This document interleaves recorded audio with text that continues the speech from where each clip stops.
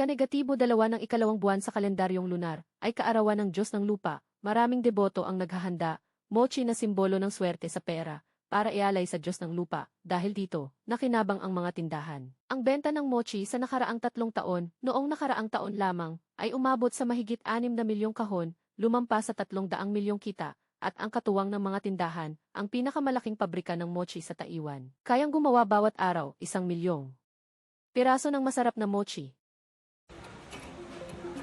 Ginagawa ang panlabas na balat ng mochi gamit ang makina. 40 taon ng negosyo, ipinakita ang proseso ng paggawa sa pinakamalaking pabrika ng mochi sa Taiwan.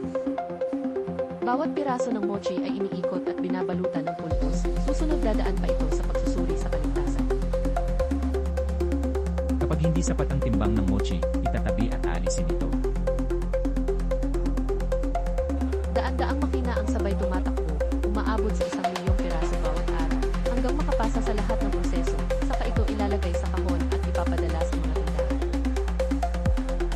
Kami lamang ang nag-iisa sa Taiwan, lahat ng palikuran ay may bidet. Bakit gumagamit ng bidet? Dahil nag-aalala kami kapag gumagamit ng banyo ang empleyado, baka magkaroon ng hindi sinasadyang kontaminasyon sa bawat bahagi ng proseso.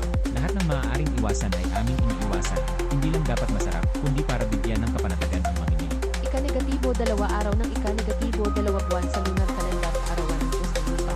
Marami ang naghahanda ng mochi na sumisimbolo sa pagdikit ng kayamanan, dahil dito sa mga kilalang tindahan lumago ang benta sa 3 taon. Noong nakaraang taon, higit 6 milyong kahon lumampas sa 300 milyong kita. Sa sektor ng bakery, halos 6.6 bilyon kada taon, kalahati ng kita ay mula sa mga dessert. Sa mga nakaraang taon napansin namin, tuwing kaarawan ng Diyos ng Lupa, gustong-gusto ito ng mga mamimili, bumibili sila ng mochi para ialay. Sa bawat kampanya, umaabot sa humigit kumulang 30 milyong kita. Sa usaping oportunidad sa negosyo, patuloy itong lumalaki taon-taon. Ang mochi ay naging pang-alay na dessert. Gusto mo ba ang content namin? Mag-subscribe at i-follow na ang Liho TV.